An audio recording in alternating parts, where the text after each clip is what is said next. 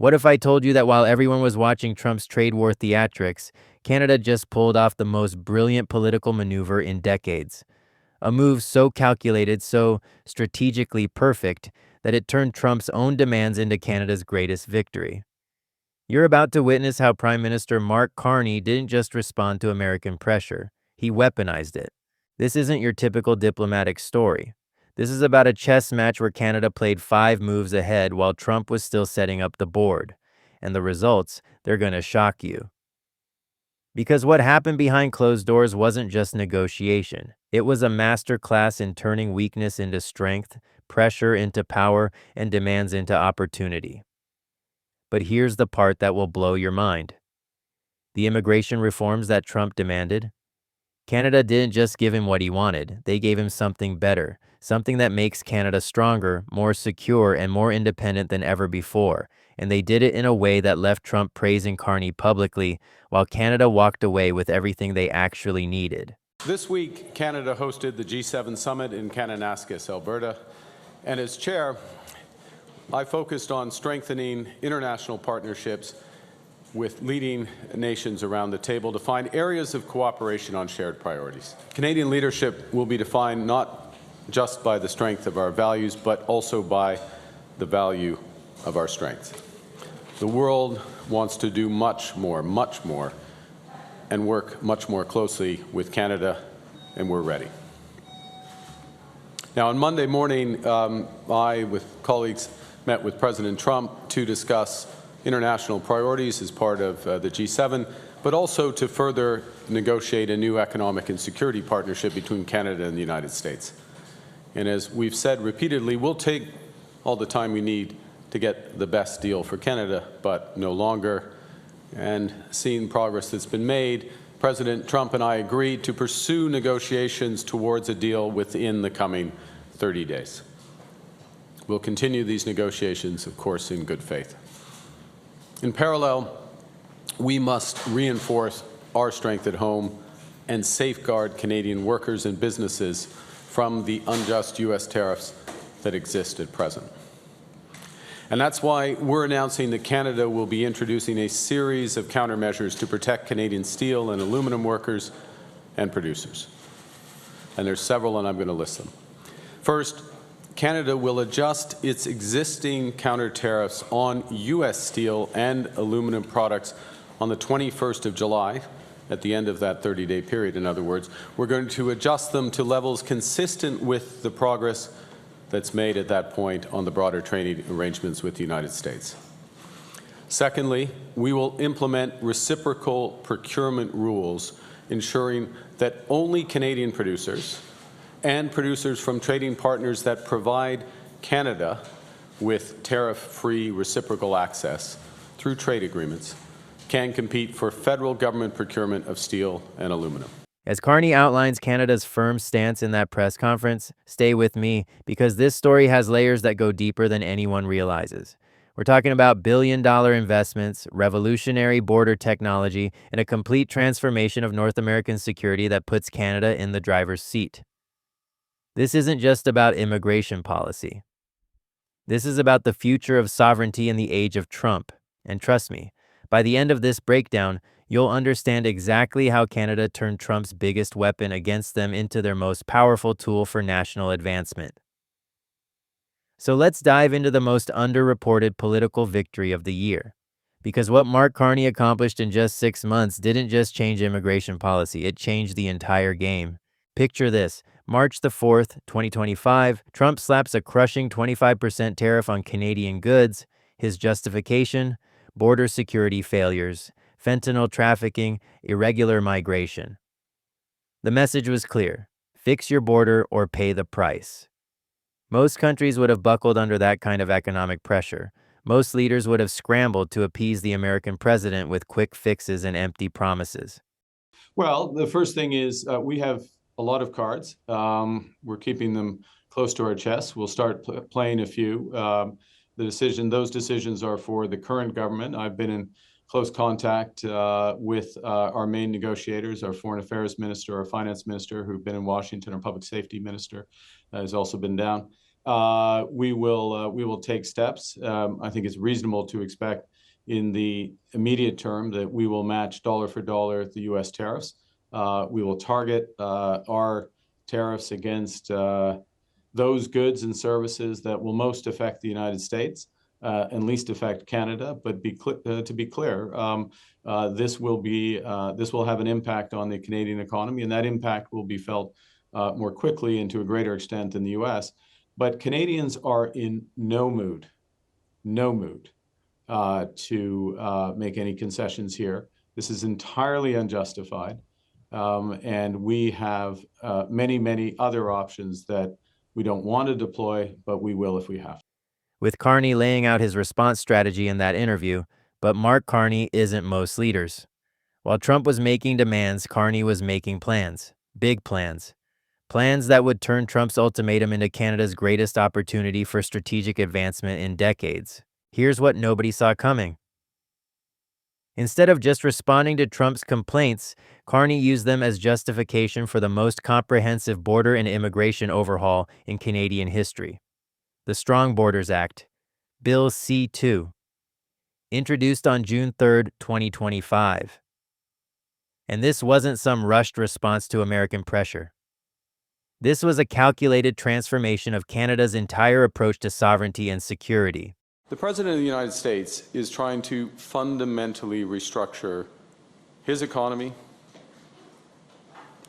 It means our economy, and it means the global economy as well.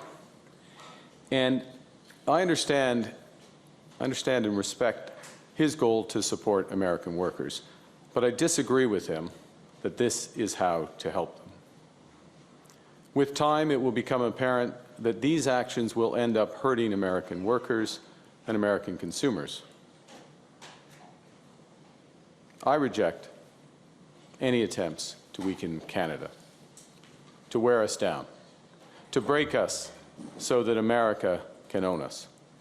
That will never happen. And our response to these latest tariffs is to fight, is to protect, and to build. We will fight the U.S. tariffs with retaliatory trade actions of our own that will have maximum impact in the United States and minimum impacts here in Canada. We won't back down. We will respond forcefully. Nothing is off the table to defend our workers and our country. Carney's comments on security enhancements in that segment underscore how Trump wanted border security. Carney gave him border security with a Canadian twist that would make Canada stronger, not weaker. Trump demanded action on fentanyl. Carney delivered a solution that would revolutionize drug interdiction across North America. Trump complained about irregular migration. Carney restructured the entire asylum system in ways that actually protected Canadian interests while addressing American concerns. But here's where it gets brilliant. Every single change Carney made served dual purposes. On the surface, they looked like concessions to Trump. Underneath, they were strategic investments in Canadian independence and security that would pay dividends for generations. Take the numbers. Canada committed $1.3 billion to border security. That sounds expensive until you realize what they're actually buying. Over-the-horizon radar systems that give Canada unprecedented Arctic surveillance capabilities. Joint support ships that project Canadian naval power like never before. Integrated underwater surveillance networks that make Canada's maritime borders the most advanced in the world. So President Trump has just announced a series of measures that are going to fundamentally change the international trading system. Now, in doing so, he has preserved a number of important elements of our relationship, the commercial relationship between Canada and the United States. But the fentanyl tariffs still remain in place, as do the tariffs for steel and aluminum. As of this evening, the tariffs on automobiles will enter into force, and the U.S. has signaled that there will be additional tariffs in so-called strategic sectors, pharmaceuticals, lumber, and semiconductors. So we're in a situation where There's going to be an impact on the U.S. economy, which will build with time. In our judgment, it will be negative on the U.S. economy. That will have an impact on us. But the series of measures will directly affect millions of Canadians. We're going to fight these tariffs with countermeasures. We are going to protect our workers, and we are going to build the strongest economy in the G7. In a crisis, it's important to come together, and it's essential to act with purpose and with force, and that's what we will do. As Carney responds to those demands in that news update, Trump thought he was forcing Canada to spend money on American priorities. What he actually did was give Canada political cover to invest in the military infrastructure they'd been wanting to build for years.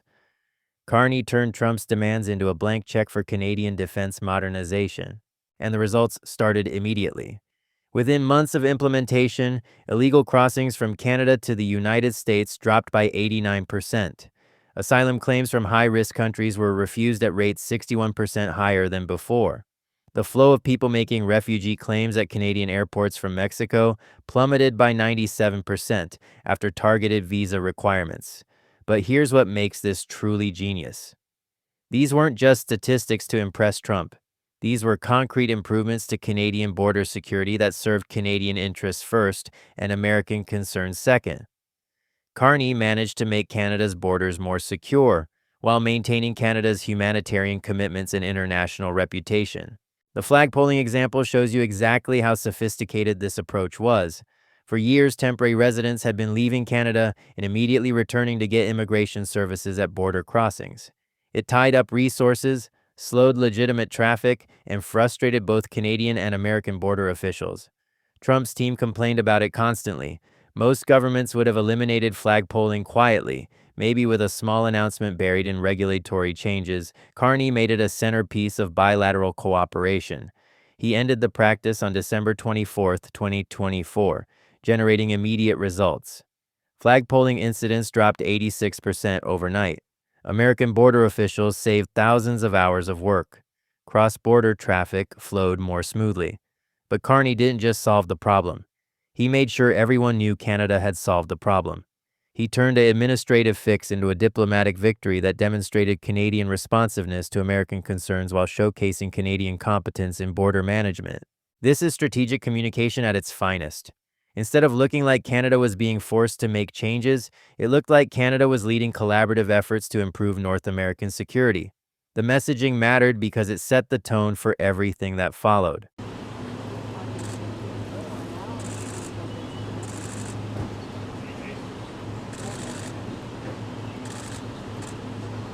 Mr. President, are you close to a trade deal? Canada, as you meet the new Prime Minister, sir. Do you think the Fed will cut interest rates tomorrow? Carney's discussion of reforms in that segment highlights how what followed was even more impressive. The Strong Borders Act didn't just address Trump's specific complaints. It revolutionized Canada's entire approach to immigration and border security in ways that positioned Canada as a leader rather than a follower in North American defense cooperation. The Canadian Coast Guard received expanded authority to conduct security patrols in Arctic waters. This wasn't just about stopping smugglers or intercepting migrants.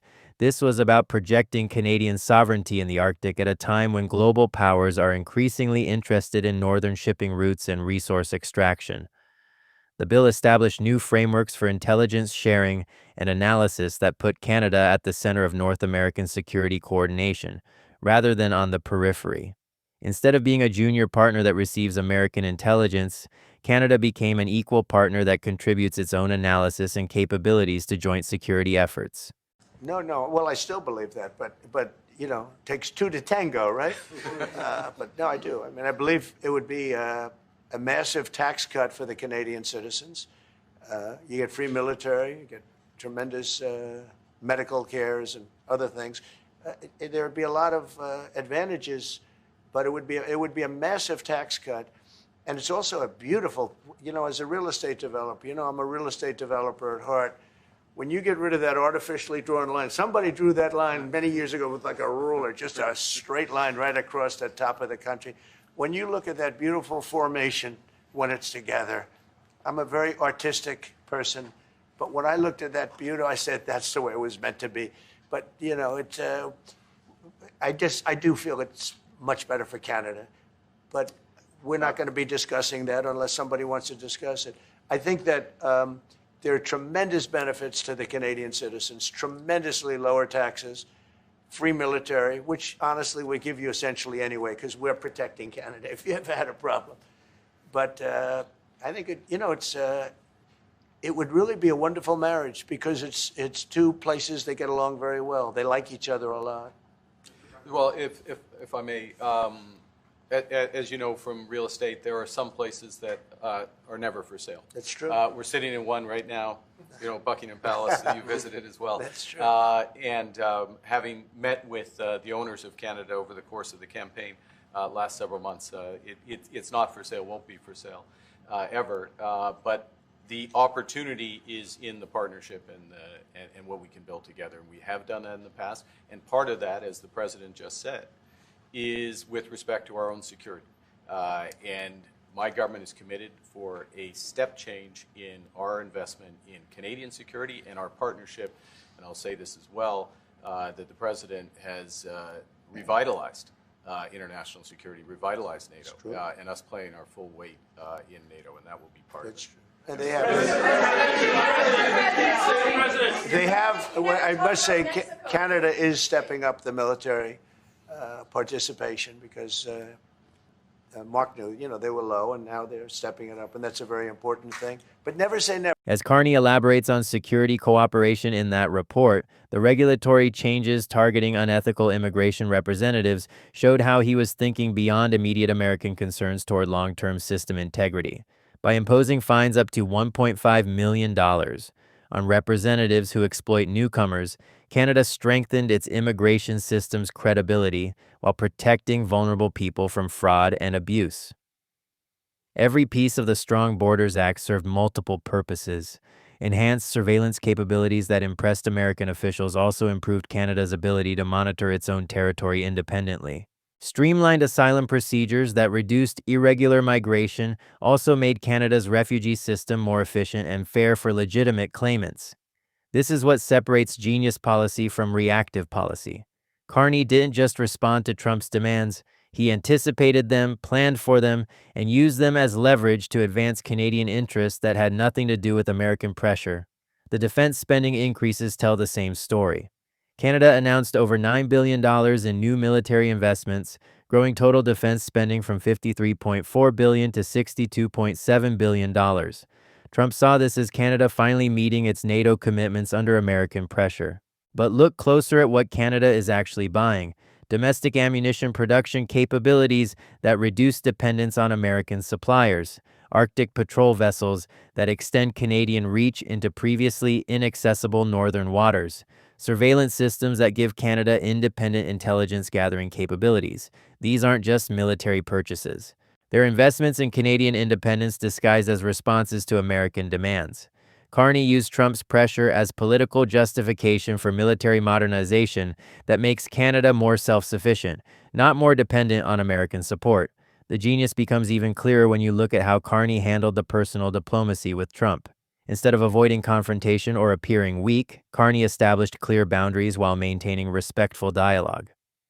When Trump called the Canadian border artificial and suggested Canada should become the 51st state, Carney's response was immediate and unambiguous. Canada is not for sale, won't be for sale ever.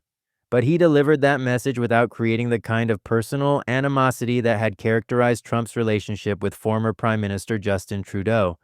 Instead of storming out or sending angry tweets, Trump praised Carney publicly, calling him a nice man and predicting a strong relationship.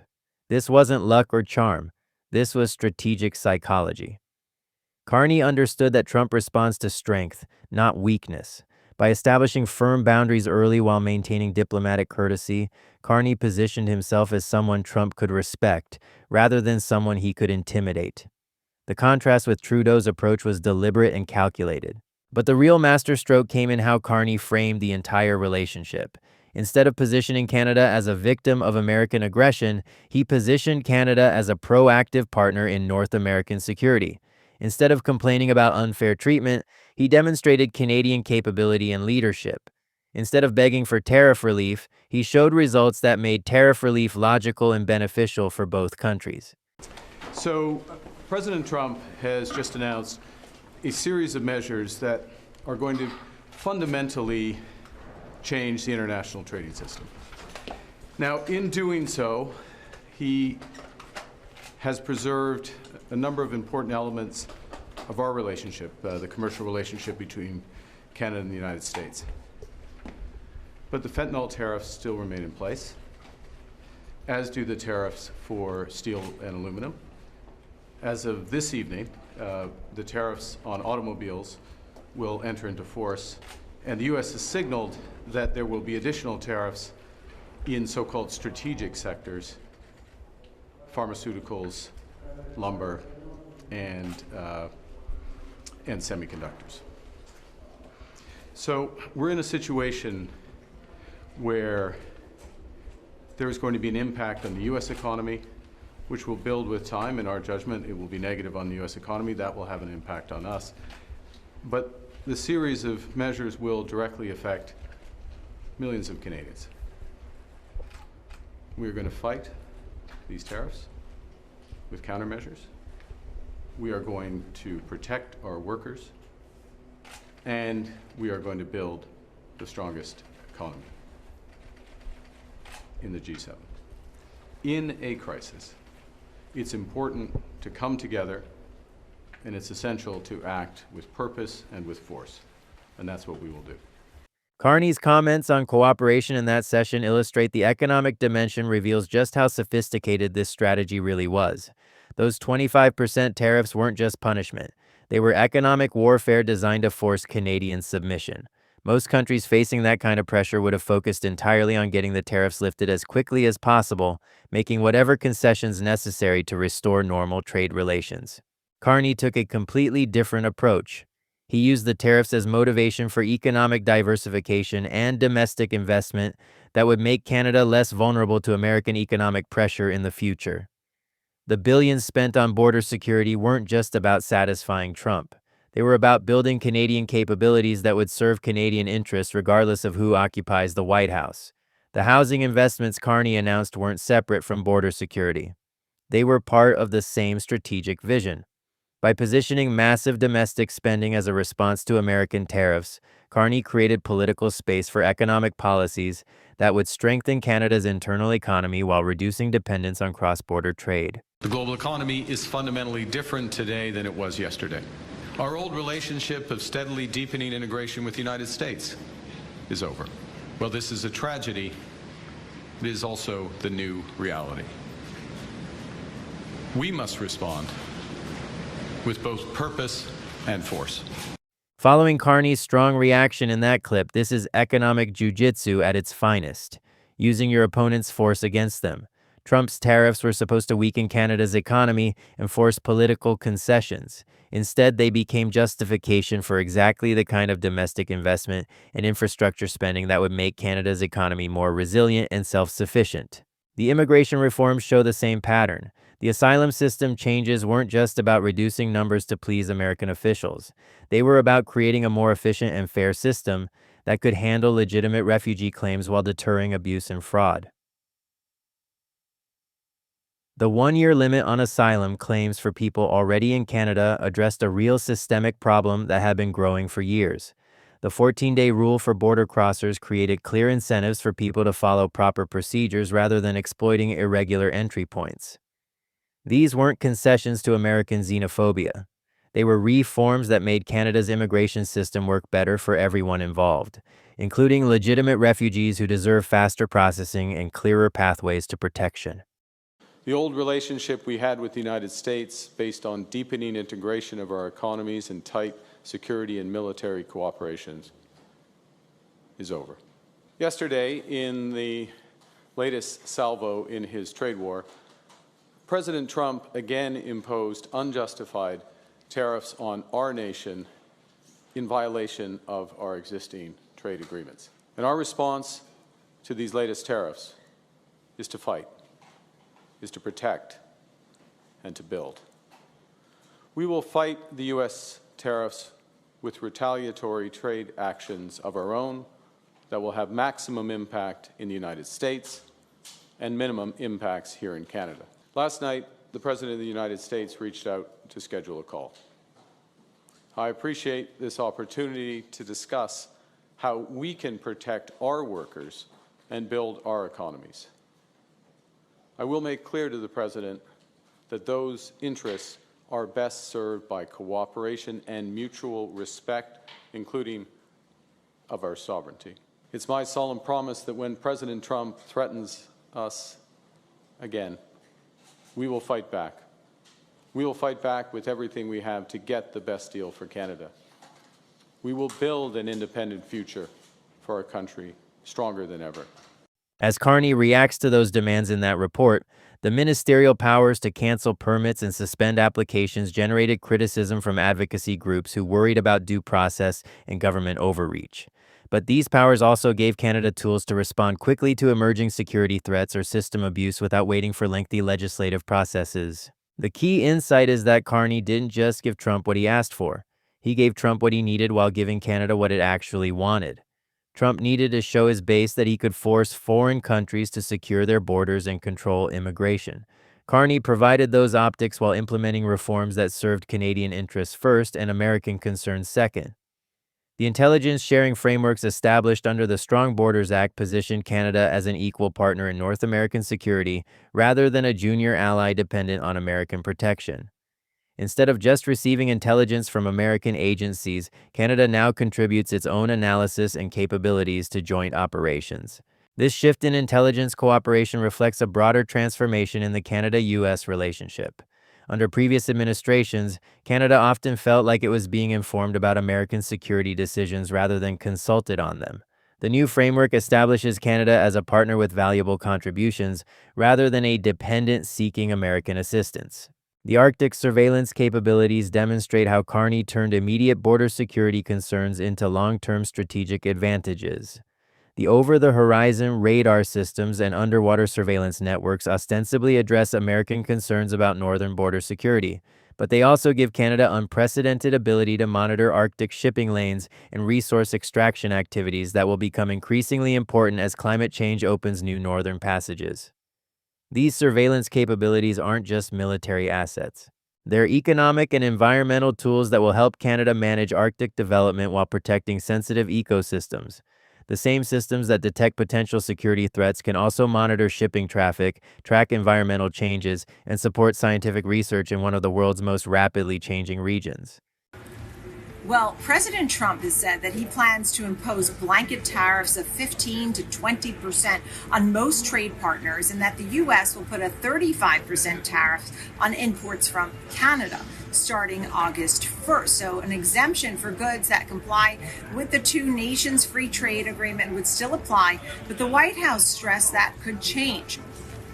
The U.S. and Canada had been involved in talks to lower tariffs ahead of the July 21st deadline. Canadian Prime Minister Mark Carney said the Canadian government has defended our workers and businesses and will continue to do so as we work toward the revised deadline. Trump said that these tariffs will be modified depending on the U.S.'s relationship with Canada and if Canada works with the U.S. to stop the flow of fentanyl. Carney said the country had made vital progress in limiting fentanyl trafficking and remained committed to working with the Trump administration.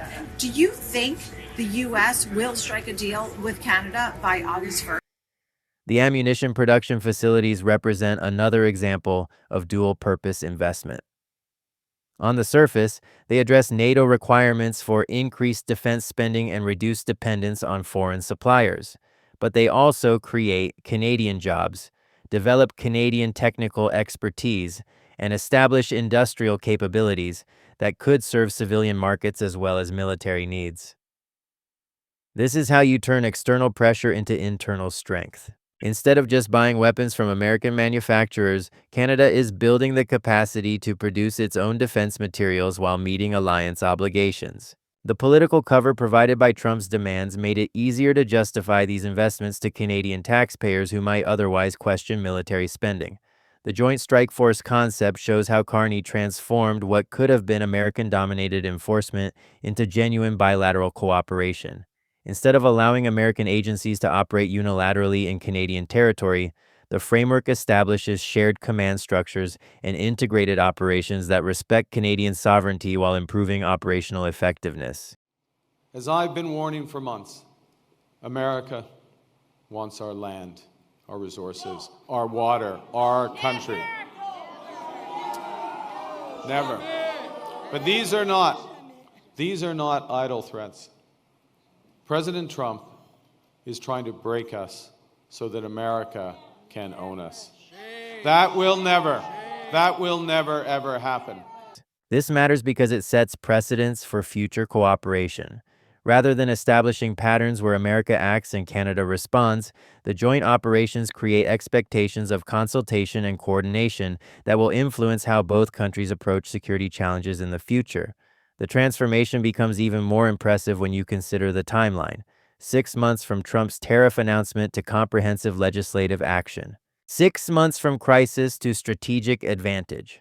Most governments take years to develop major policy initiatives. Carney's team moved from defensive reaction to offensive positioning faster than anyone thought possible. The speed wasn't just about political necessity. It was about seizing the moment when dramatic change becomes politically feasible. Crisis creates opportunities for bold action that would be impossible under normal circumstances.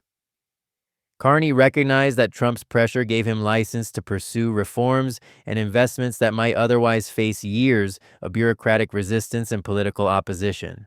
But speed without substance would have been meaningless. The genius of Carney's approach was combining rapid response with comprehensive planning that addressed root causes rather than just symptoms. Instead of quick fixes designed to get Trump off Canada's back, these were systematic reforms designed to strengthen Canada's position for decades to come. The results speak louder than any diplomatic statement ever could. When Carney walked into that Oval Office meeting with Trump, he wasn't coming as a supplicant begging for mercy. He was coming as a leader who had already delivered everything Trump claimed he wanted, while building something Trump never expected Canada could achieve. Trump's praise wasn't just diplomatic courtesy, it was recognition of strength. The same president who had humiliated Justin Trudeau with angry tweets and public insults was calling Mark Carney a nice man and predicting a strong relationship. That shift didn't happen by accident. It happened because Carney had fundamentally changed the dynamic of the relationship. Instead of Canada appearing weak and reactive, Carney made Canada look proactive and competent. Instead of being seen as a problem that needed American solutions, Canada became a partner that could deliver American objectives while advancing Canadian interests.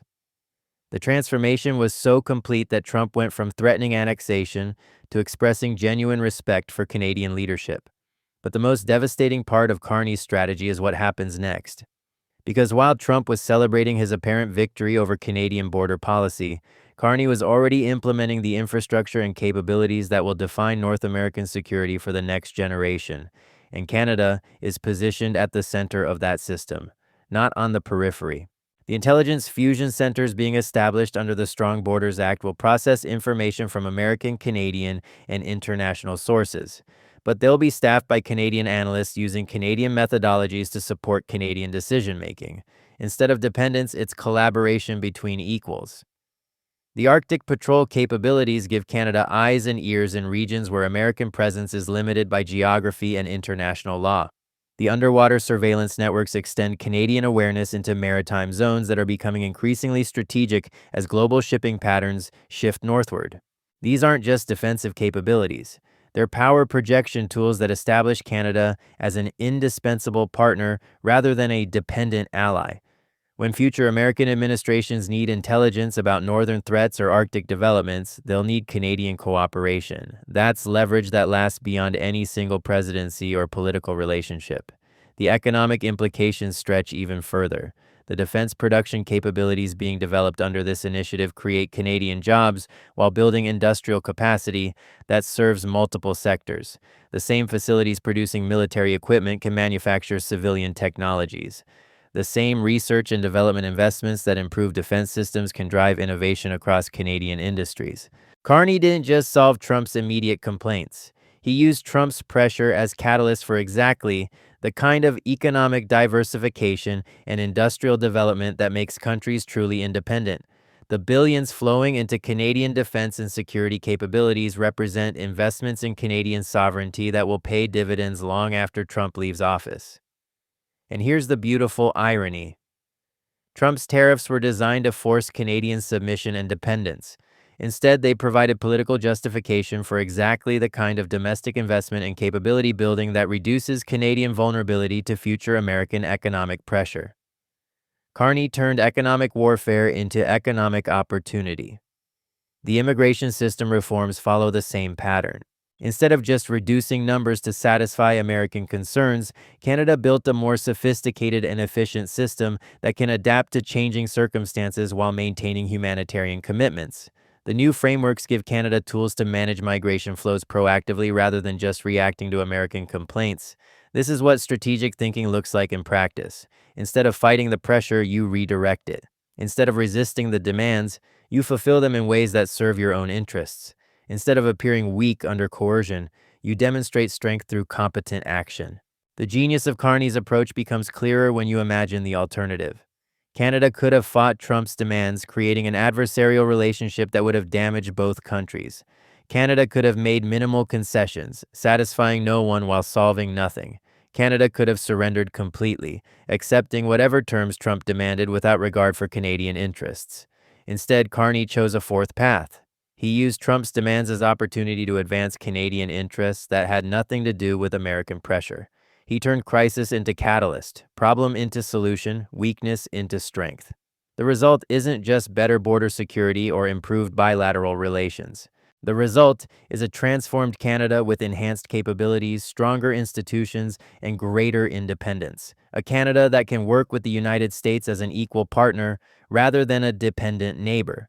A Canada that has proven it can turn external pressure into internal strength while maintaining its values and sovereignty. This is how you win in international relations, not by avoiding pressure or surrendering to it, but by using it as fuel for exactly the kind of transformation that makes you stronger, more capable, and more independent. Trump thought he was forcing Canadian submission. What he actually did was provide the political energy for Canadian advancement. Mark Carney didn't just respond to Trump's demands, he weaponized them. And in doing so, he didn't just save Canada from American pressure. He positioned Canada to thrive regardless of whatever chaos emerges from Washington next. That's not just good policy, that's political genius.